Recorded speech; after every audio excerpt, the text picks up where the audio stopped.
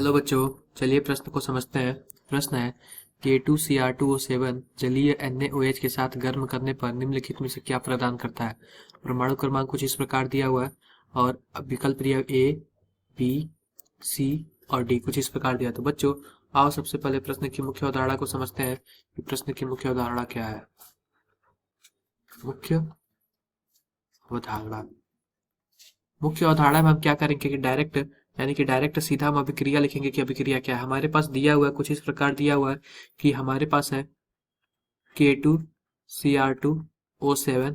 इसका अगर हम अभिक्रिया कराते हैं NaOH के साथ तो कुछ इस प्रकार हमारे पास उत्पाद बनता है। इसको हम गर्म करते हैं तो कुछ इस प्रकार उत्पाद बनता है K2Cr O4 plus Na2Cr O4 plus H2O कुछ इस प्रकार उत्पाद बनता है। अगर हम इस अभिक्रिया को संकलित करें तो हम क्या करेंगे, यहाँ पे हम 2 से गुना कर देंगे, यह अभिक्रिया संकलित हो जाएगा।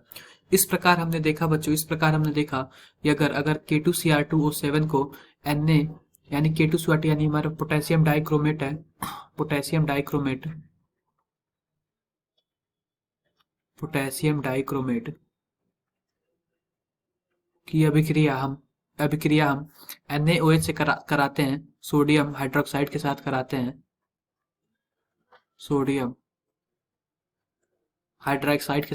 तो हमारे पास कुछ इस प्रकार का उत्पाद बनता है। बच्चों इस उत्पाद को लिखते हैं। क्या है इस उत्पाद K2Cr O4। अगर हम इसको आयनों में तोड़े तो कुछ इस प्रकार हम तोड़ सकते हैं। 2K प्लस यहाँ पे 2K प्लस आएगा और CrO4 माइनस आएगा, आएगा। तो बच्चों ये हमारा सही है। तो आओ बच्चों हम देखते हैं कि विकल्प के माध्यम से कौन सा विकल्प हमारा सही है। तो बच्चों हमने क्या देखा कि CrO4 2 माइनस हमने देखा कि उत्पाद में हमें मिल रहा है। तो हमारा जो विकल्प है CrO4-2 ये बिल्कुल सही है। विकल्प दूसरा गलत है, विकल्प तीसरा भी गलत और विकल्प चौथा भी गलत है। बच्चों मुख्य उदाहरण के आधार पर हम आशा करते हैं कि आपको प्रश्न समझ आया होगा। धन्यवाद।